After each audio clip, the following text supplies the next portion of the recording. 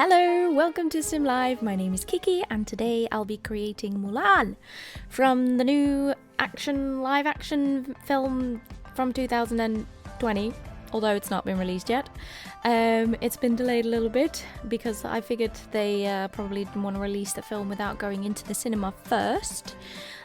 Which is very sad because I was really looking forward to seeing it, and so now I have to wait. Mulan was my favorite film growing up, so I'm very excited for this live action remake. So basically what I started with was two hairstyles. One is a base game hairstyle, and I'm just very quickly skipping through what's happening right now because I basically got rid of the braid on this one and then attached everything and then sculpted everything so it looked normal, but then I decided later on that I didn't want to use the majority of that hair. So the other hair that I'm using right here is the hairstyle from City Living, and then as I was going I realized that I could just use the majority of that, so I didn't really have to use the other one, so okay. That's why we very quickly skipped past what I just did with the other hair, but I did want to keep it in because it was a lot of work anyway. So what I'm doing is there's not a lot of video material available, so basically I'm creating the look and the hairstyle that she has in what I can only assume is a matchmaker scene, basing this off the animation version of it, of course, and there's not a lot of video material available from that scene or photo material available from that scene, so I had to base it largely off the front view that we see from that one screenshot, and then also from, well, I went on YouTube and I searched for traditional Chinese hairstyles and then watched a couple of videos of how they did that, and oh my gosh, how much work is that? I mean, I complain if it takes me half an hour to do my hair, but oh my gosh. Yeah, I suppose that more historic hairstyles were a lot more complicated. But anyway, I have no references of what the back would look like, but from basing it off of the videos that I saw, I thought that the City Living hairstyle actually got quite close with the way that it's folded and tied, and with a little poof at the front as well, so I'm just adjusting that slightly to how I think that it's, put together in the film. I'm not sure. There's no way I can be sure. I didn't work on the film and I don't have any further video material available, so this is all just a guess, but it's an educated guess. I did do some research, and the reason why I'm just using the blonde hairstyles to make it right now, to Franken-mesh it in Blender, is because I can just see a lot better what I'm doing with a lighter hairstyle, but later on I'll be using the textures of the darker hairstyle, if you will. So basically I've preserved both hairlines. I've taken literally just the little top bit from the first hairstyle that I was working on, and then the rest is from the City Living one, and they're all just combined, cut and stitched back together to create this. And even though it does look like a lot of work compared to making something entirely from scratch, it's so much less work. But anyway, right now what I'm creating is the accessories for the hair, and again I didn't have a lot of references for this, except for this comb. Actually, there was a very good up-close picture for this comb. Now I'm not being very accurate as to what it actually looks like because that would take a lot of time, and I don't have that amount of time, so, and it's such a small detail as well, even though it's very much a loved prop, especially because it also featured a lot in the animation, but still I didn't have time for that, so you could see it as I'm creating cheap knockoffs.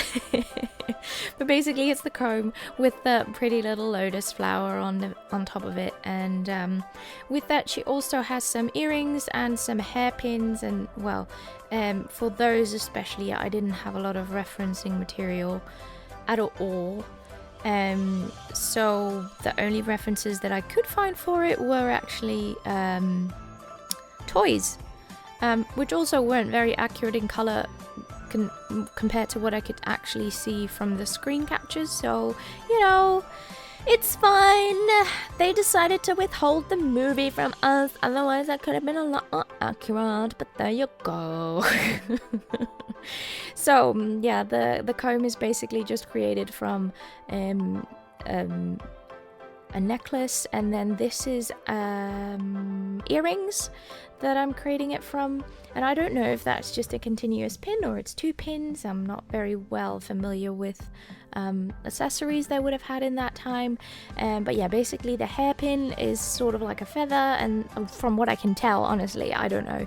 And then there's 2 birds on it, and this wall decal, I think it is, with the pigeons, worked quite well. I mean, it's by no means accurate at all, but it's just, you know, sort of looks like it, kind of in the same style, in the same artistic sense of it, is 2 birds on a feather. There we go. And then the next thing were the earrings. Now with that I took a lot of liberty because the earrings had a lot more detail to it, but I simply couldn't spend that much time on it. I also didn't want it to be quite so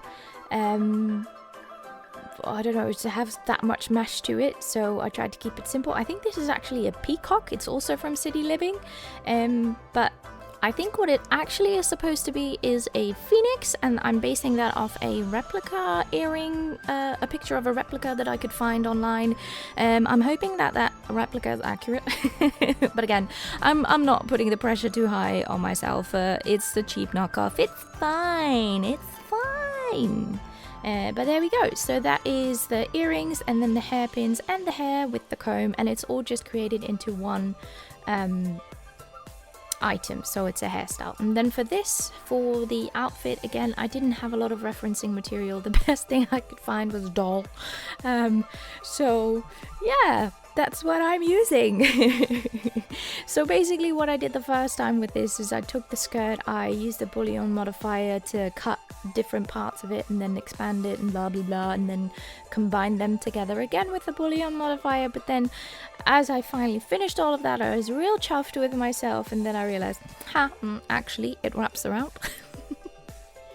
So then instead I just used the cut function in Blender to cut that sort of wrap around, and then right now I'm selecting every 2 faces from that cut and I'm going to use the extract, I think it's extract, yeah. And then but obviously I only need 1 bit extracted, so then I have to go back and then basically put all of the vertices, the faces from the bit that I don't need, and stick it back to where I want it to be. I don't know if that makes sense. Anyway, it's gonna happen right now. Right now you can see what I mean. Because yeah, obviously it is actually a ribbon, but I don't need that amount of detail on it. I can do that with the texture as well. A ribbon, that's not really what I mean, but it is like a different panel, a panel at the end of the skirt. I think I once Sue, is it Sue or Sewn? Sue, I think, a skirt for flamenco dancing for a show I was in. It was actually called Bernarda Alba, and it had that as well. So I know how it works sewing wise. That was just not how I did it in a mesh, obviously, because you don't want that amount of detail in a mesh. And God, don't ask me why I used this top as my base, because it was not handy at all. Not at all. Texture wise, I mean, I didn't realize that until later when I was like, what? The bibbies are on a different spot? Why did they do that? Why? Yeah, and also it had like extra faces, where at first I thought I wanted extra faces, and then later on I was meshing other bits of the dress. I was like, oh, actually, no, I don't need that to be faces. I don't know why I chose this top. But basically, yeah, I just used the cut tool again to just make sure that I was able to select the top, the shape of the top that I wanted to extrude. Extrude, that is the word I was looking for, not extraction, extrude, the extrusion.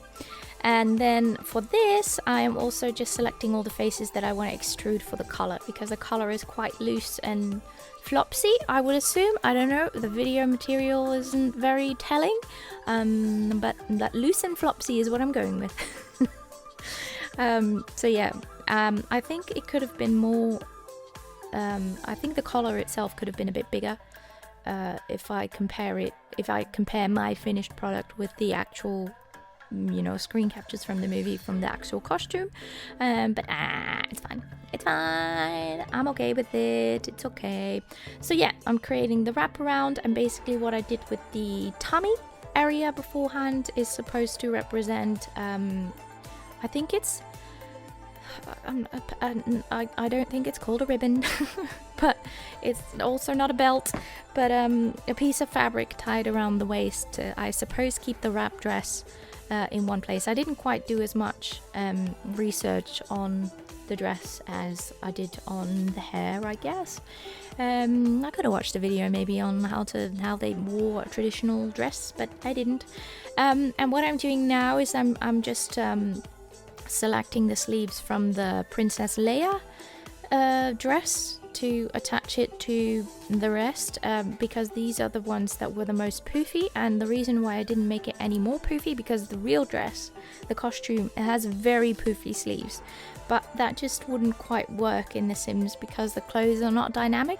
They don't fall with gravity, they don't move with gravity, so then you would just have this ginormous balloon sleeve around the arm that would just move with it and not actually drape with gravity along the body. So I thought that Leia's sleeves were poofy enough. There was at one point I was considering the Grimm sleeves as well, but those were a bit frayed, so I stuck with the ones from Princess Leia, and that is what we're going to go with. I think otherwise I was very accurate as to what the dress was. I mean, later on I noticed there was a little bit more detail than I added onto it, like there were extra lines across the panels and everything, but it's okay. And then this bit that I'm doing right here, this is where I realized I had those extra faces of where the top actually wraps over, and then I was like, balls, I don't need that at all. So I'm getting rid of it now, and I think basically what this round thing at the top is, it's actually a piece of cloth that's tied around the top, and then the I don't know, like the gown is done over that and then twisted around the body. I'm not sure, this is all me guessing, but yeah, it has a lotus flower on it, but that is basically what I think this represents. But obviously I don't need to create the whole thing because the whole thing is not visible, and again, we want to save on mesh where we can, and I already think that I went a little bit overboard with the birds on the pins in the hair. But anyway. So now we're finally on to the texturing aspect. I skipped the texturing of the hair because it's boring. It's just too, with the Frankenmesh, was just combining. It was actually not boring. It was actually really complicated because I had to somehow combine the two hairstyle textures, but also the texture of what was effectively a necklace, and also of again a necklace and earrings, because I made all the accessories from a necklace and earrings, and then, but obviously I couldn't leave it there because I made those part of the hair, so those textures couldn't stay on the texture areas where they were. I had to move it onto the hair, which is something I complain about often when you know, The Sims actually give us hairstyles that have like hairbands or stuff in them, and I'm like, why did you put that in the hair texture? And now I know. Because it saves on a whole bunch of other things. But yeah, so those are part of the hair. So there's just 3 items. If you wanted to download this, there's just 3 items that you need to download. I created a makeup, I created a dress, and I created the hair. So, and the hair comes with the earrings and the comb in the hair and the pins in the hair, so that's all just one thing. So if you were to give the Sim earrings, they would clip through what I created, so don't. Honestly, I can't tell you what to do. You do whatever you like. Even if you decided to download this, I'd be very honored. Thank you very much. Thank you very much for looking at my channel. Thank you very much for looking at my video, and thank you very much for being interested in the stuff I make. I really, really appreciate it. Please don't complain about it. Oh yeah, I wanted to say as well, I recently realized that I had loads of messages in my Twitter. I'm so sorry, I don't get notified about any messages that I have on Twitter. So if you do want to reach out to me, you can do so in the comments of YouTube. I always watch that. I get notifications from that. Or if you send me a message through my website, the Wix website that I have, and I'll link to towards here in the bottom of the description as well. If you reach out to me through there, I am much more likely to get back to you if you have a question, or if you need help, or if you want to suggest something. I don't have a huge amount of time, so if you're asking me to collaborate on something, or create something, or redo something for you, the answer is most likely no at the moment, because I'm just incredibly busy and I hardly have time for anything that I want to do. So yeah, but other than that, I would be happy to have a chat, conversation, or answer any questions you may have. And of course, you are more than welcome to suggest anything that you would like to see. And who knows, it might actually be something that I had in mind myself anyway. So then you'll know.